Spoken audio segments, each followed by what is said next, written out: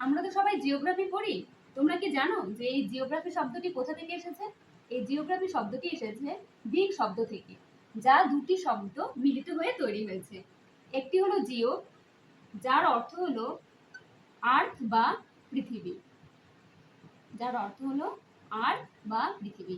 অপরটি গ্রাফি শব্দ থেকে এসেছে, যার অর্থ হলো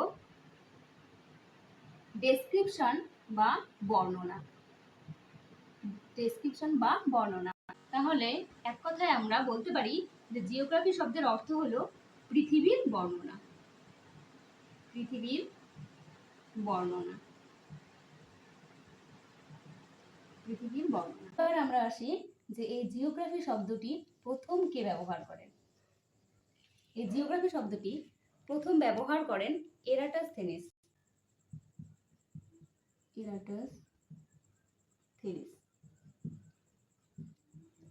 আর এই জিওগ্রাফির জনক বলা হয় হেকাটিয়াসকে। জনক বলা হয় কাকে? হেকাটিয়াসকে জনক। আর এই জিওগ্রাফি শব্দটির বাংলা প্রতিশব্দ হলো ভূগোল। ভূগোল। আর এই ভূগোল শব্দটি প্রথম ব্যবহার করা হয়েছে সূর্য সিদ্ধান্তে।